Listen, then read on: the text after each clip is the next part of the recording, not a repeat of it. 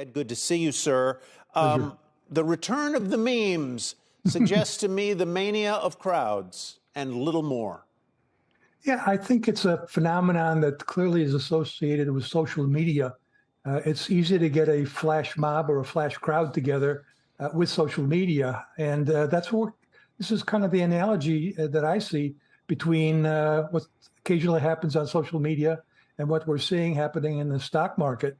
I think there's a lot of speculators that feel like they can get together using social media and move a stock one way or the other, having nothing at all to do with the fundamentals. So it is a mania. There is, yeah, I was going to say, is there any connection to the fundamentals of the stocks we mentioned there, AMC, Bed Bath & Beyond, and others, number one? That's number one. And number two, I wonder why the meme, I hate to call them investors because I don't really think that's what they're doing, but what the meme players keep playing the same stocks. Why don't they move on to something else? It's a really good question. I don't really have an answer to that.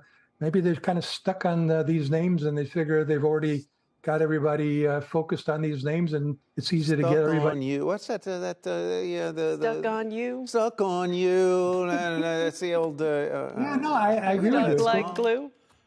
Yeah, right. Yeah, I think that's got to be it.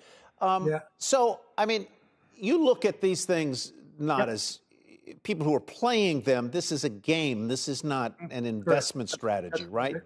Right. Yeah. Yeah. I mean, it's in many ways sort of an outgrowth of social media and gaming. And, you know, if you can make a quick buck or, you know, a lot of bucks in short time playing this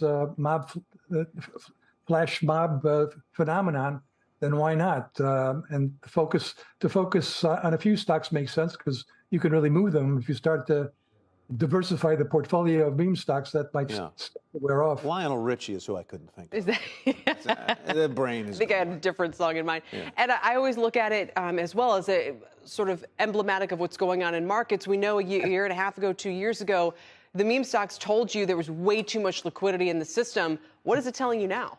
May very well be saying the same thing all over again. The S&P 500 bottomed on June 16th. And I think the reason it bottomed is because investors started to conclude that maybe we'd seen peak inflation, bond yields started coming down, commodity prices started coming down. So all that kind of made sense, but that also alerted speculators that maybe it's safe now to come back and play the game and that there is enough liquidity to do so. Shepard Smith here. Thanks for watching CNBC on YouTube.